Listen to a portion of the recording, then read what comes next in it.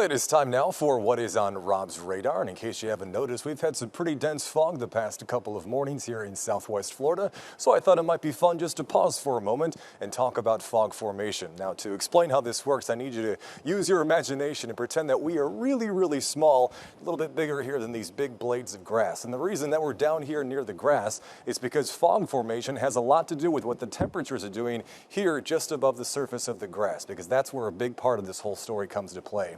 Now, another thing we have to have in order for fog to form is a big clear sky like this. When there's no clouds just above the atmosphere here to retain the heat that forms during the afternoon, the air starts to re-radiate back into space. And as it does that, the air rises. When air rises, it cools. And when it cools, it condenses. And what it happens in this case is that it condenses into areas of fog like we've been seeing over the past couple of mornings. Now, fog can sometimes be super, super thick, like we've had in a good number of neighborhoods the past 2 mornings, can make it difficult to drive around, can make it difficult to fly a plane. And in South Florida, typically in this kind of weather pattern, with the weather setup that we're in, what you have to have in order for things to get better is for the sun to come up. Because once the sun comes up, temperatures down here above our blades of grass start to warm up and the air starts to mix. When that happens, the fog almost instantly disappears, and sometimes this can happen in the matter of only a few hours. So it can really change just like that.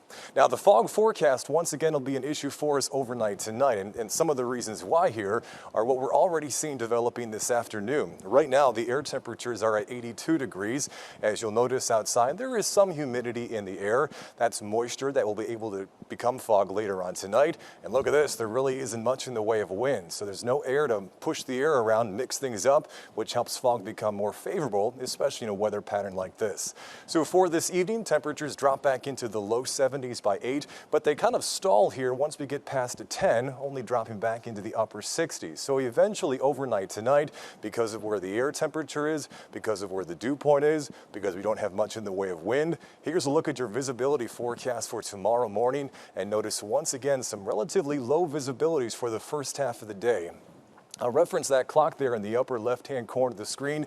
You know, once we get past sunset, give it a few hours, yes, and look at how the visibilities really start to improve once we get past 10 and 11 o'clock in the morning. So our fog on Wednesday is confined to only a few hours in the morning.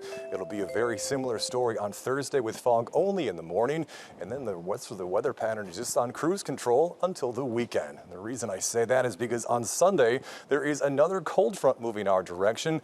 That will really mix up the weather pattern, get rid of the fog, but also pull down some cooler temperatures for next week. When I come back in just a few minutes, we'll talk a bit more about this inbound cold front and what the rain opportunities look like here at home. Back to you.